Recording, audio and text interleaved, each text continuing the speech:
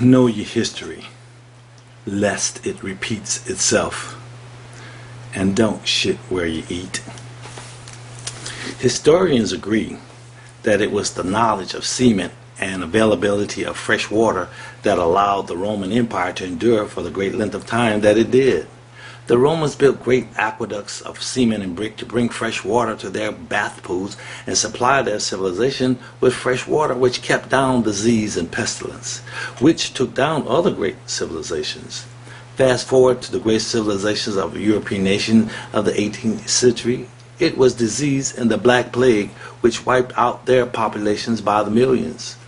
As we see examples of modern-day viruses like bird influenza and mosquito-based transmissions of pestilence which threaten us today.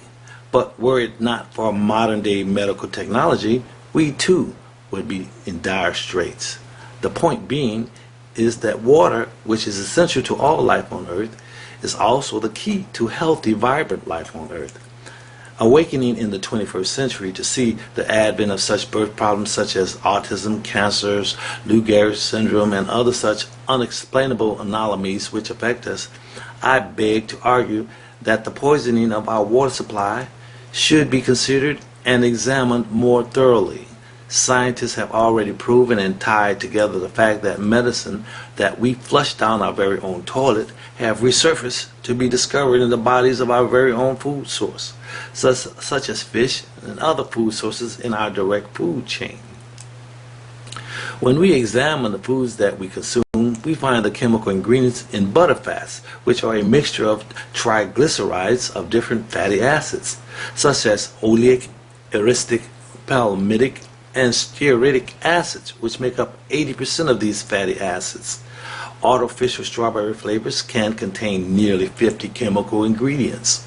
MSG, which is an excitotoxin, which means it overexcites your cells to the point of damage or death, causing brain dysfunction and damage to varying degrees, and potentially even triggering or worsening learning disabilities, Alzheimer's disease, Parkinson's disease, Lou Gehrig's disease, and more.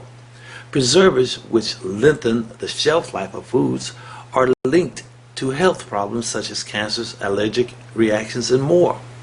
Preservatives that affect the neurological system of the brain, alter behavior, and cause cancers are all part of the toxic makeup which can be found in the makeup of the toxins within the black liner bag. I argue, does it still make sense to combine liquids in the mix with other waste products of animal and vegetable waste, creating a petri dish of toxic elements which cannot be tested? Is it a far reach to conclude that these liquids that go into our black liner bag should be more carefully considered as shitting where you eat, as the liquids from these same black liner bags can easily end up in our bodies?